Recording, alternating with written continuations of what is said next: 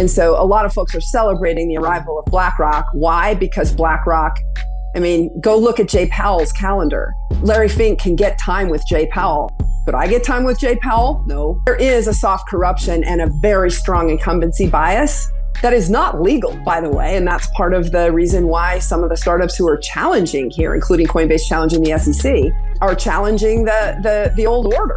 I think the real game changer isn't the ETF. Here would be the real game changer, an ETF that gave the option to the ETF owner to settle in the underlying Bitcoin.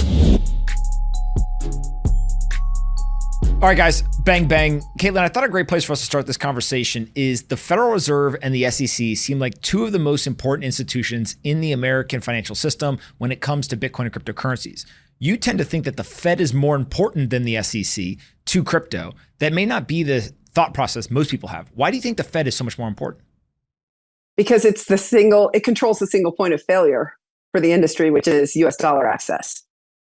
If we were to have US dollar access completely choked off, which they've tried to do, but haven't succeeded, then the digital asset industry would be completely without US dollar access. Now, again, I don't think it's possible for them to completely get rid of US dollar access because, for example, Tether is somehow getting US dollar access entirely offshore, right? We know there's something called the Eurodollar market, which is a market that the US doesn't control, where banks will provide US dollar balances offshore and out of the direct reach of the Fed.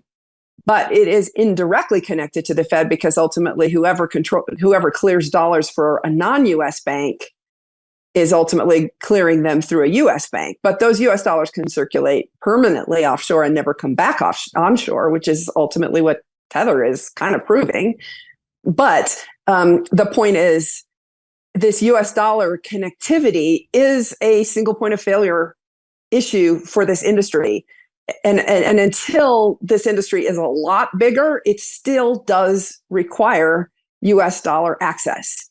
And I've always thought that was more important than the securities piece. I understand there are a lot more people impacted by the securities piece, but the US dollar access is one of those things where nobody thinks about it until everybody thinks about it. Talk a little bit as to this US dollar access. You mentioned that they've already tried to cut it off to some degree. There's different levels of maybe sophistication and abrasiveness that they could take. I know that there are a number of lawsuits. I think Custodia also has a lawsuit, kind of in reference to the Federal Reserve. What are these lawsuits about? And are people trying to unblock access, or kind of what's happening here? Well, the lawsuits are about access to what's called a master account at the Fed. The Fed doesn't serve individuals like you and me. The Fed serves only banks. And up until a few years ago, it was automatic that a chartered bank would get an account at the Fed. In fact, it was required by the Monetary Control Act of 1980 that all banks in the United States keep their reserves on deposit at the Fed. That's how the Fed effectuated monetary policy. It couldn't have reserves held outside of the Fed in order to keep monetary policy tightly controlled by the Board of Governors. And so in 1980, it all got centralized in the Board of Governors. And there's a requirement for all banks to keep their reserves there.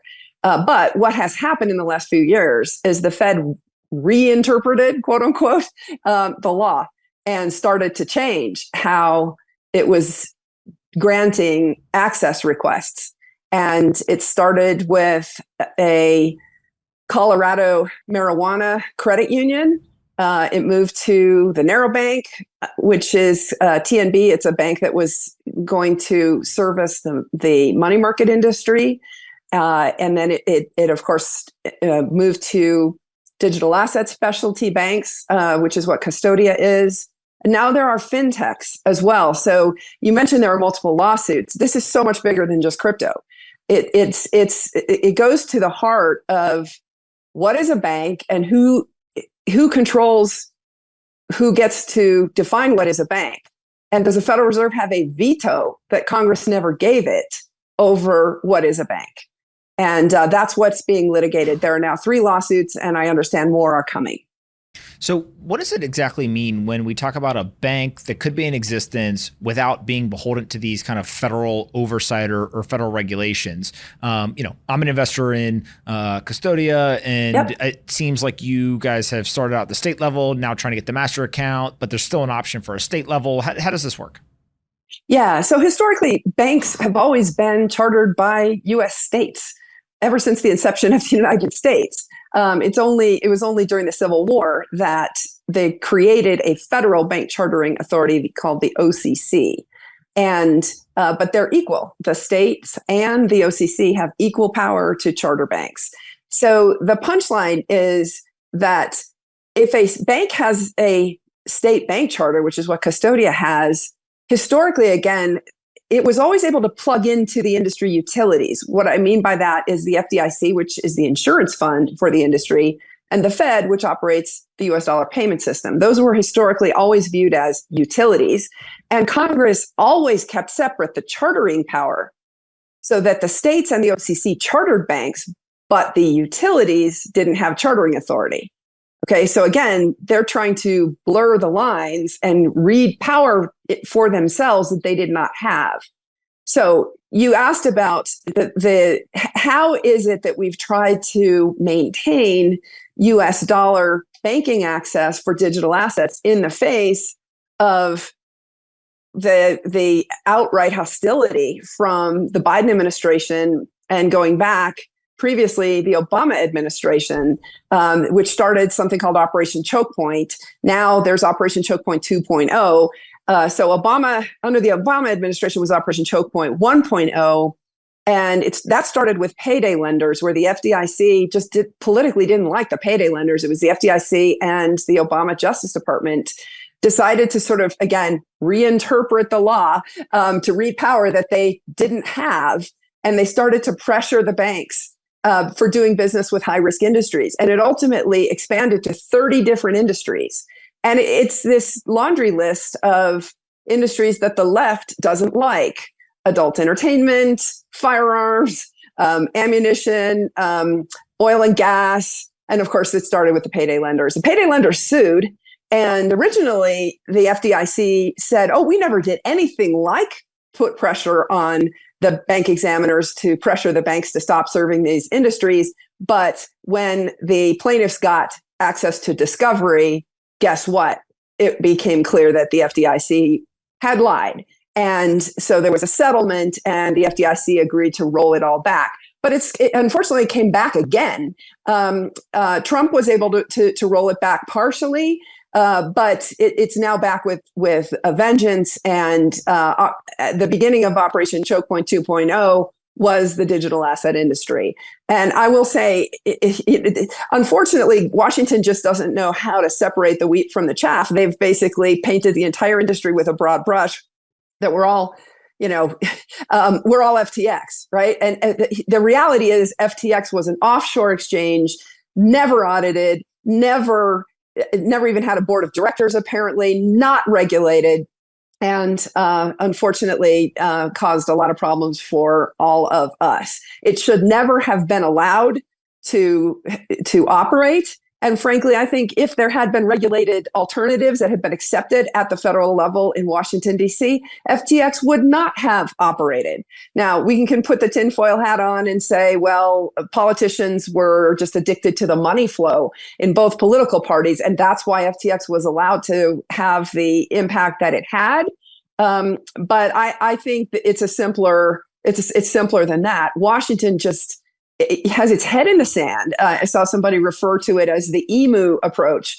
Head in the sand, thinking that this whole crypto thing is going to go away. A lot of very smart people think that it's going to go away, and the world is proving them wrong.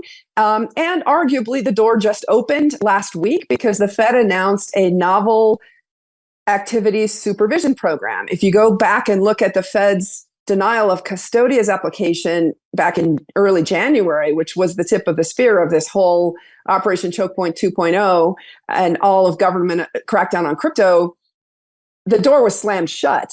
Well, 7 months later, they've now opened the door a crack. We don't know what it means, but it's not nothing.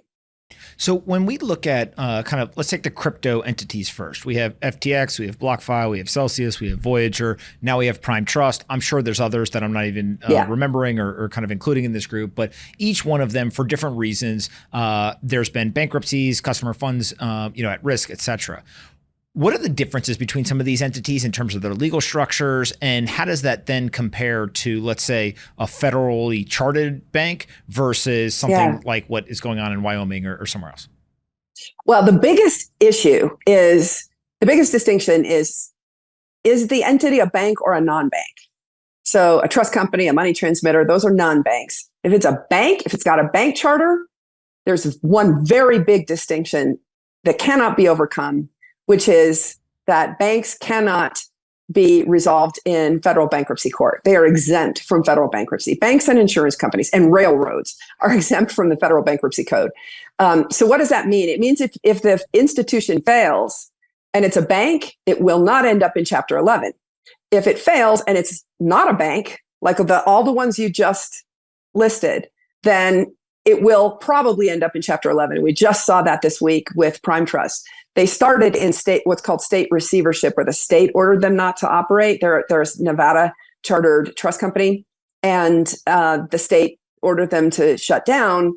But now, 6 weeks later, they just went into federal bankruptcy court. What's the biggest impact of that? In a federal bankruptcy, the law is designed to maximize the value of the estate's assets for the stakeholders. The law does not say that customers have to be put first. In a state receivership, by contrast, customers are typically put first, usually by law. So there's a big difference if your financial institution goes bust. If it's a bank, you're much more likely to be protected as a customer than if you're dealing with a non-bank that could end up in Chapter 11. Now, what's the impact of that? We saw that in Celsius. There's a lot of misunderstanding out there. People think that just because the assets are held in trust, that means that they're immune to taking a haircut in bankruptcy. Well, Celsius is Exhibit A for where that's not true, because the judge in that case held that the custody assets at Celsius were indeed the property of the customers, but the judge would not let them take their assets out of Celsius because of the possibility that there were so-called preferences. And until all those preferences cleared, the custody customers couldn't get their assets out. So even though they were deemed to own the assets, guess what? They voluntarily agreed to take a 27.5% haircut. So they got 72.5 cents on the dollar voluntarily so that they didn't get stuck in years of litigation. This is what's called strong arming. And that's what happens in Chapter 11. You can get strong armed into agreeing to take a haircut, because until all those preferences are cleared, you're not going to get your money. And so even though they were deemed to own the assets, the cost benefit analysis done by that committee of custody customers ended up concluding that they were better off taking a 27.5 cent haircut on every dollar. So just so they could get the money out now. And then all those preferences, they gave up all their preferences. They got a release from the bankruptcy court that no one could come after them for preferences again. So they're now taking their money free and clear, but only 72.5 cents. That's the difference. So yes, it does matter that there are banks here now. Bank of New York Mellon has been in custody, although, as you know, they've been essentially handcuffed, so not been able to grow because of the SEC's accounting pronouncements that are keeping publicly traded banks from building big custody businesses. But Custodia is exempt from that because we're not a publicly traded company. So when you look at Prime Trust, which one are they going to fall into? Are they going to end up following more probably the Celsius path, or do they end up being able to protect customer assets, or we don't know yet? We don't know. That's the point. Nobody can say with certainty. So all these folks who are out there saying, "Oh, that's those assets are their assets." Yes, but they might be stuck in a preference fight. And it does matter. One of the things that I think is so important for our industry is that everybody has to take some responsibility to start doing counterparty credit risk analysis on the counterparties. And the reason that I'm saying this to answer your question is that Prime Trust was engaged in a whole bunch of activities that muddied the waters. Okay, I pointed out in their customer agreement that they were trading with customer assets. This was lawful in the cash accounts. And so basically those cash accounts belong to the estate. They don't belong to the customers. So any of the cash accounts are already not going to be deemed to be the customer's assets. But even if the customer's trust assets are deemed to belong to the customers, Prime Trust was engaging in some of the lending businesses. What does that mean? If your counterparty is engaging in those lending businesses, they're creating preferences that may get fought over if the counterparty ends up going bust. Okay, and we're seeing that in the BlockFi and Celsius Chapter 11s. So you want to be with, if you're going to use a counterparty, and I think you and I both are big, not your keys, not your coins folks, encouraging people to learn how to self-custody your assets. But there are certain entities out there that legally cannot. A registered investment advisor, a mutual fund manager, that by law, they have to segregate the management of the assets from the custody of the assets. Okay, so they're not legally allowed to self-custody. So now what? Okay, what they want to do is do the counterparty credit risk analysis of understanding who their custodian is. If their custodian is engaging in lending activities, yeah, that means if that custodian fails, probably there's going to be a fight over preferences in Chapter 11.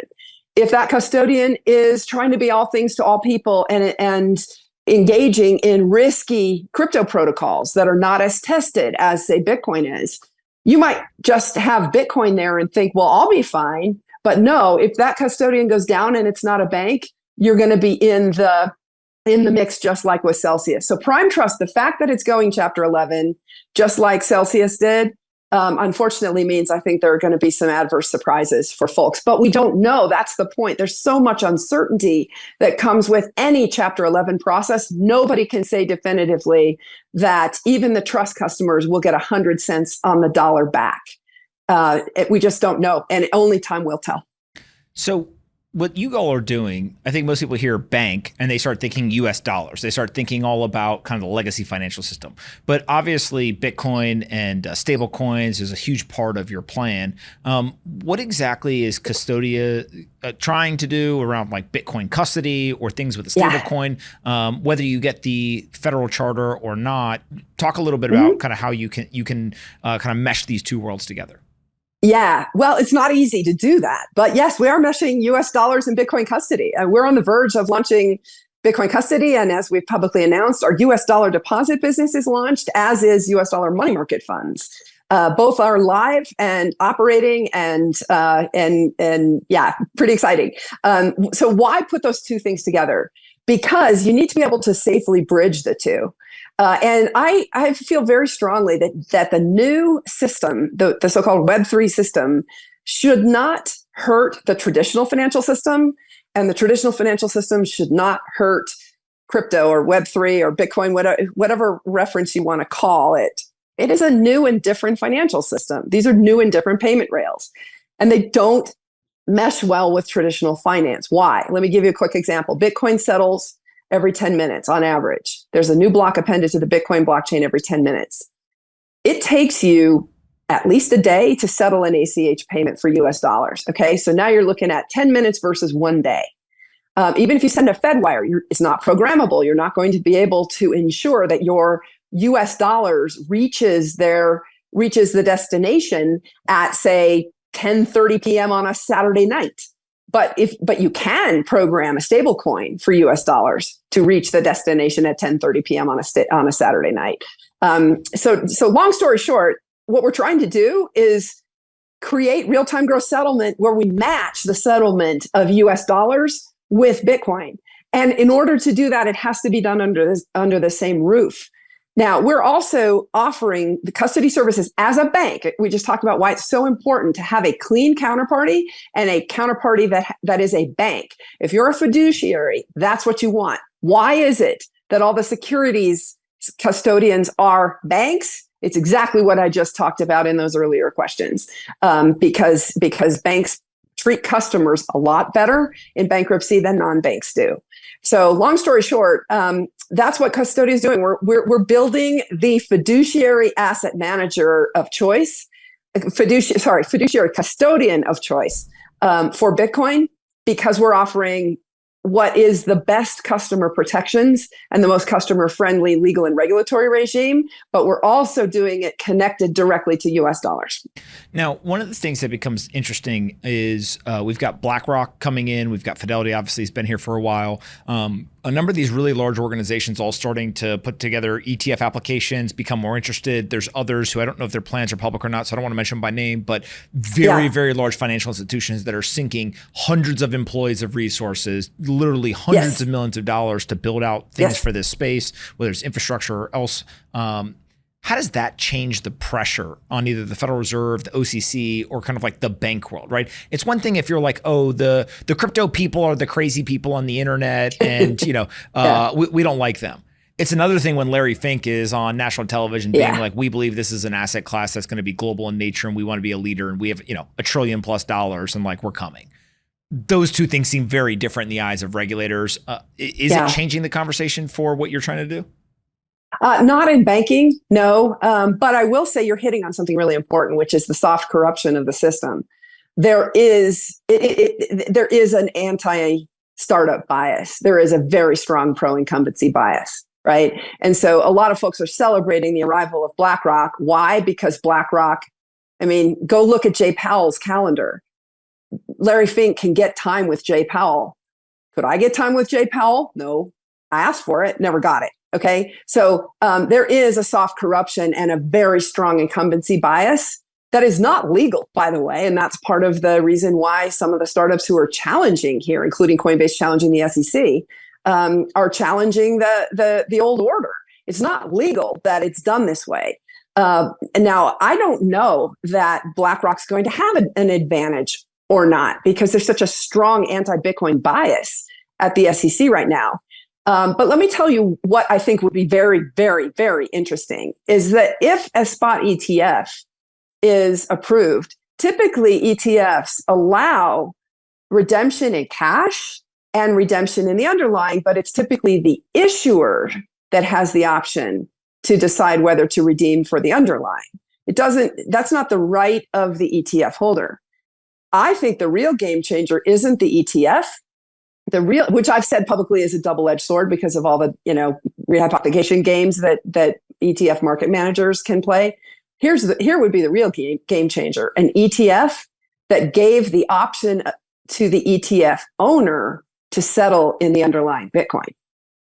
Take that option away from the ETF issuer and give it to the owner, or give it to both of them. Right now, the ETF becomes the wrapper through which, if that happens, the market. That would allow customers to buy Bitcoin through the ETF structure, but keep the discipline on the ETF manager that at all times, they damn well better keep enough Bitcoin in that custody pool to redeem one for one at all times. And they cannot play rehypothecation games where they're issuing more claims to Bitcoin, in other words, more ETF units in this case than they have real Bitcoin in custody. If there were a real ability for the owner to redeem for actual Bitcoin, that would be the game changer. And so I think that I would love to see that. And frankly, would love for Custodia to be part of that. To be clear, we're not approved for Bitcoin custody yet. We're waiting for final regulatory approval, but knock on wood, we will be soon.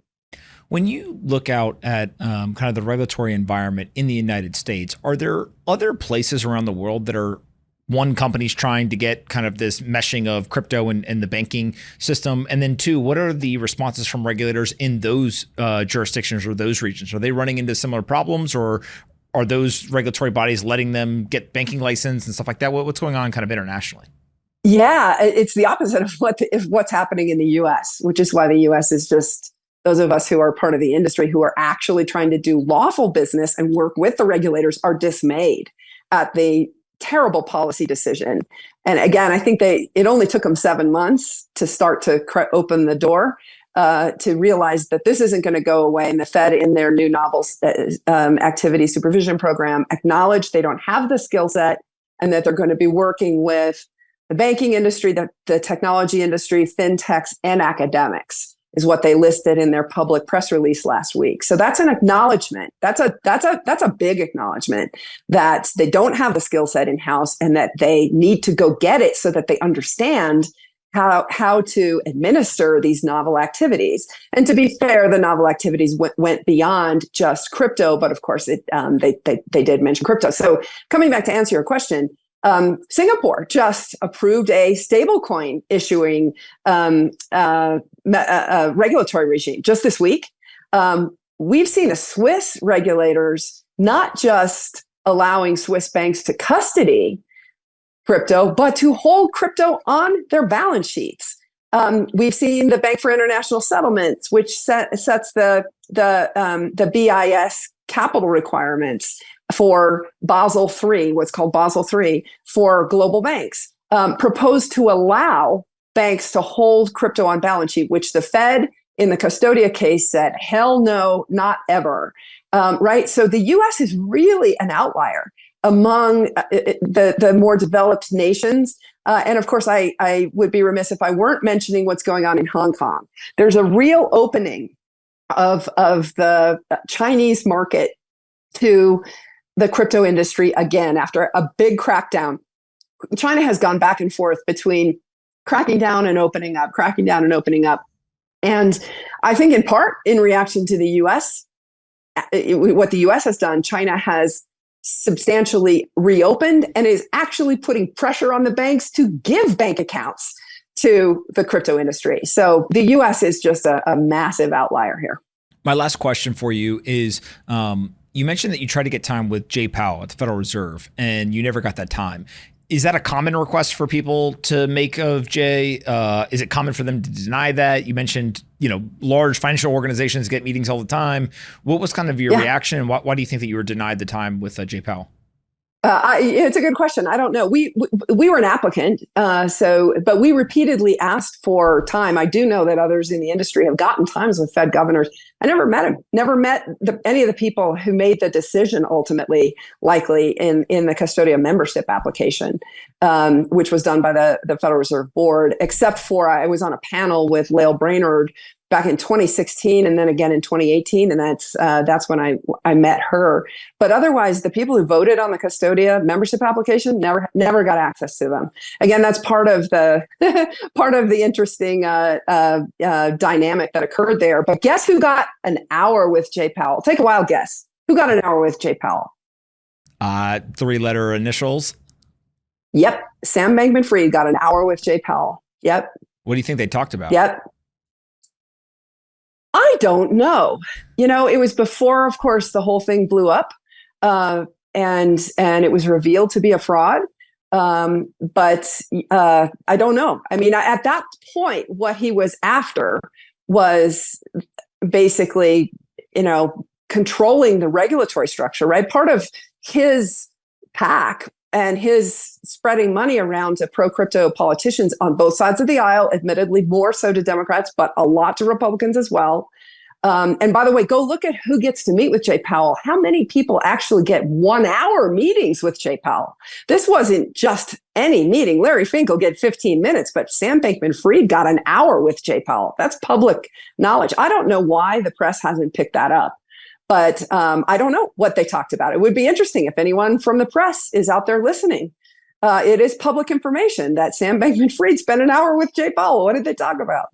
Yeah, that is pretty fascinating. But I will say one thing is that happened right before Alameda took a control stake in Moonstone Bank.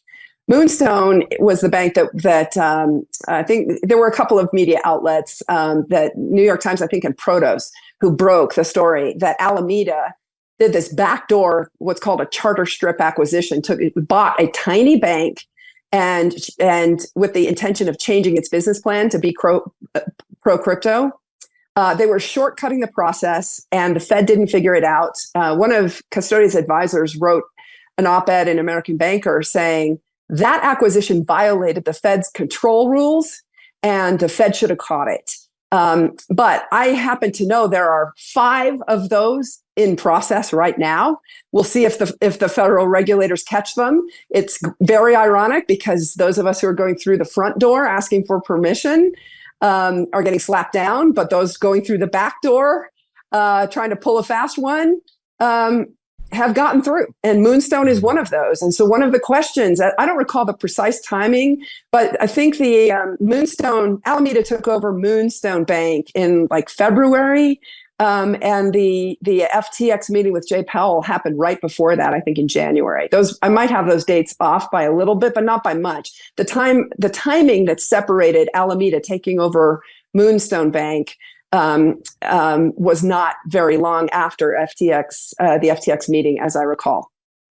So we have a question here from Luke. Luke, if you want to come off mute and ask it. Yeah, hey, my question is, I don't know if you can talk any more about, I hate to bring FTX up again, but for the average person now, it's so confusing where it's at. What's kind of like the next stage is just for the average person in terms of that recovery, maybe? So I'll take a first stab at it, but Pomp, you may know more. I looked at the docket for that bankruptcy filing, and it is staggering. And it's not shocking that it's staggering because if you looked at the corporate structure, there were hundreds of legal entities in that corporate structure, and unwinding all that, just finding all of those legal entities is a lot of work. It sounds like from what has been disclosed, FTX did not maintain accurate books and records. So there has to be a lot of forensic accounting that's being done. And the amount of consultant fees, including legal and accounting fees in that bankruptcy is staggering, precisely because of how complex it is. It's going and finding all those assets. But yes, you're right. From what I have read, they have found a lot of assets, and they're also clawing back a lot of assets. As I understand it, every politician who received donations has been asked to give the donations back by the Justice Department. So that's significant. They are getting assets. I don't know what the ultimate settlement is going to be. And again, it's super complex because it's an offshore bankruptcy. It's not all onshore in the United States. At the time when that happened and it all came out, I said this is probably going to be the most complex bankruptcy in U.S. history. And based on what I can see right now, just the number of documents in the docket and the number of lawsuits involved, it is shaping up to be that way. Pomp, do you have anything to add? I don't have much to add. I think the two things that I'm paying attention to, one are all the clawback stuff. So we've seen them already go back to a number of different venture funds they had invested in, different organizations, obviously the politicians you mentioned. Like there's a whole bunch of stuff where they're trying to track down, hey, where did this money go? And like, how do we get some of it back? And then the second thing is the restarting of FTX. Like I actually think that's like a pretty interesting component of this where I don't know if you ever build it back to what it was, but if you can even build it to a fraction of that from a liquidity standpoint, a revenue standpoint, could you actually, somehow get more funds back for these FTX creditors? Probably. Now, is that, 1 cent on the dollar or is that 50 cents on the dollar? It's unclear. But I think a lot of folks are focused on like, how much money can we recover from the existing assets? And a very big variable here is like how much money can be derived from future earnings or equity value by restarting the exchange and kind of coming out the other side. I don't know what that answer is, but it'll be pretty fascinating to watch that occur. Yeah, I mean, as you know, Pomp, that platform was one of the most favored platforms because of the tech. Unfortunately, what we know is that behind it, there was roughshod operations, if any. It doesn't sound like they even were keeping books and records. It certainly wasn't in a position ever to be audited, right? So, but the tech was by far the favorite tech of users in the industry. And what I guess the message I would have is, as someone who did lose money in Mt. Gox, it was the same kind of thing. I was like, well, that was the only way to get Bitcoin way back then, and so I lost money in Mt. Gox. I hadn't taught myself how to do private key custody to self-custody the assets. And 9 years later, I still haven't gotten the money back. I don't know if I ever will, actually. But long story short, you got to be careful because just because something is the only or the best doesn't mean that's the counterparty you want to face. Caitlin, one last question that I have for you is when you look at the United States, and obviously we now are getting a growing number of politicians at the local, state, and even federal level who are sympathetic to this technology, this industry, these assets, and I think to maybe the plight of the entrepreneur trying to deal with the regulatory uncertainty, et cetera. how do you see crypto, Bitcoin, stable coins, et cetera, playing out with the presidential election? So it's like, all of these politicians, we've already seen that playing out, but this feels like maybe it's the first presidential election where Bitcoin is a part of the conversation. It's definitely not the thing, but it's a thing. And we've seen multiple presidential candidates come out in support of Bitcoin. Does that become the norm, or what are you thinking there? I love it. I mean, it is somewhat generational, but the leaders in both political parties polling right now are both of a different generation than the average Bitcoiner, let's put it that way. And they're both anti-crypto, right? Trump himself was very anti-crypto because Steve Mnuchin, his Treasury Secretary, was anti-crypto, although it has just been disclosed that he owns some Ethereum. And then we know what the Biden administration's view is. It's virulently anti-crypto, and especially going after the people who are trying hardest to work with the regulators. It's been designed to sort of shoot the stallion to scatter the herd, so to speak. And I don't think the Biden administration is going to change. Although I will say there are some people in the Biden administration who are very pro crypto. It's a strange bedfellows kind of thing where it doesn't cut across traditional political parties, and it doesn't cut across even within both the Trump administration, where you had Brian Brooks, who was very pro, and Steve Mnuchin, who was very against. There are very pro folks within the Biden White House, but the people in charge of economic policy right now are not among them. So long story short, yes, I think it will become a presidential election issue, but right now it's the secondary candidates who are talking about it. There's pretty much unanimity among those secondary candidates who have spoken about it, that they're pro.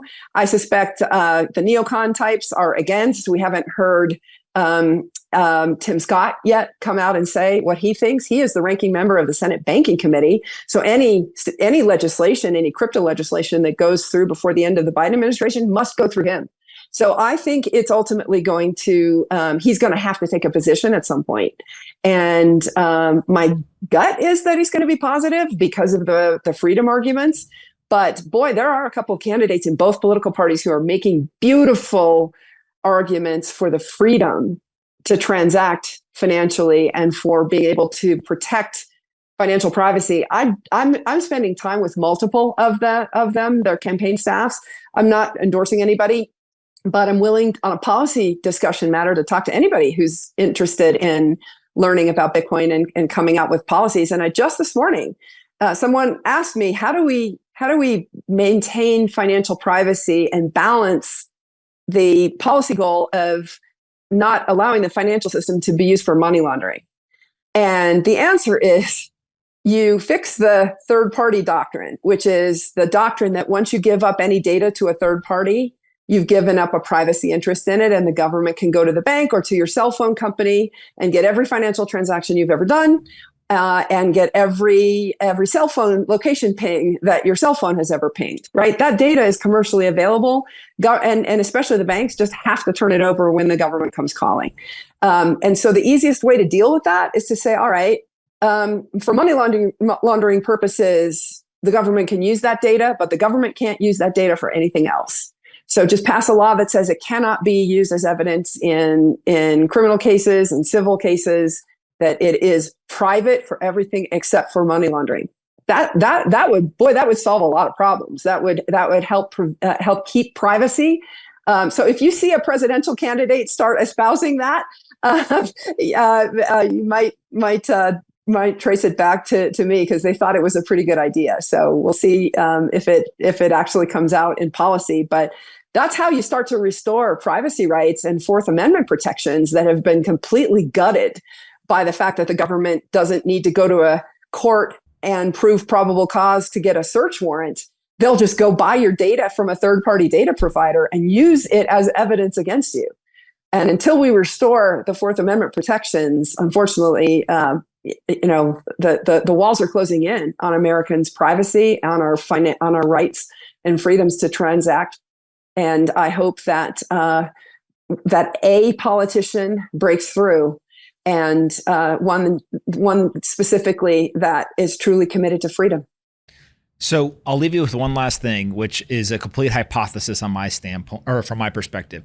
I think that Trump's disclosure of Ethereum, it's unclear whether it's Ethereum or it's assets in an Ethereum-based wallet.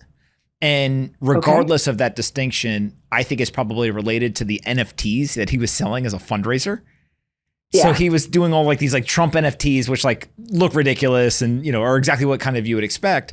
But my guess is that either it was Ethereum he was receiving, right, in exchange for those NFTs, or he has like NFTs left over, or like maybe he put some aside or whatever, which is funny because it's very different than I think people who are celebrating like, oh, Trump's into like crypto now. Right. Like, no, actually, he just saw it as like a vehicle, if that is what it is. To make money. To fundraise. Right. Right. And like, regardless of what you think of him as a president or an individual or whatever, it almost speaks to the fact of like, this is a growing part of the world where somebody can do that. They can say it's not just an investment type vehicle. It is a commerce type thing. And so, eventually you're going to get businesses that do this. You're going to get people who are running who you don't know. Are they buying these assets for investment purposes? Was it for something else that they did? It's just going to become much more, kind of normal in the world than maybe what it was, 5 years ago. Well, don't forget Melania issued NFTs as well, right? And since they're married, they could be hers. Could be related to her issuing them as well. But you're absolutely right. Your broader point is absolutely right. This is all normalized now. I think it was a Coinbase survey, 19% of New Yorkers own digital assets. That's all New Yorkers. That's not, within a certain generation. It's obviously going to be a lot higher in the younger generations and a lot lower in the older generations. But 19% of every New Yorker owns crypto. That's pretty meaningful. And I think the next bull market, maybe we can end on an up note. The next bull market, which is likely to be ushered in after the halving of Bitcoin in April of 2024. Typically, what happens is the miners consolidate, and because a lot of the old mining that was reliant upon the higher block rewards that get cut in half at every halving, those old miners will be shut down. You see some of those companies go out of business. You see the hash rate come offline, and then after that consolidation period, which typically lasts about 6 months, the bull market gets ushered in. Okay, what I just described to you is a fundamental process. This is not a technical thing, but a lot of people will trade ahead of it. And what we saw, there was a big debate 4 years ago, well, 3.5 years ago, over whether the halving was priced in, and it was not. And this whole question of like efficient markets hypothesis, we all know the halving's coming, so it has to be priced in, right? And it was not priced in because these are very fundamental things, and the miners will keep mining until the very last minute that their machines are no longer profitable, and then they will all shut them off. They're not trading ahead of that. Maybe arguably because there are deeper futures markets than there used to be. Some of them are hedging so that they can trade ahead of it. But I still think this is going to be a pretty fundamental phenomenon, and we are likely to have a bull market. It's not going to be as material each time. The bull markets are less in their amplitude, but they're still coming. And the impact of that on adoption, when all these anti-crypto army folks who are trying to kill it and are trying to argue that it's worth zero and it's going to go to its intrinsic value, which they say is zero. And when they're proven wrong, all of a sudden, I think you're going to see doors opening, right? And like the Fed announced last week with its novel activities supervision program, it reversed itself 7 months later after saying essentially, hell no. Now it's, well, we've got to figure out how to supervise this stuff because it is causing risks in the banking system. And candidly, that's a positive development. And I think the U.S. is ultimately going to pull its head out of the sand and get there. But the rest of the world and the markets themselves are going to just keep right on going regardless of what the U.S. does.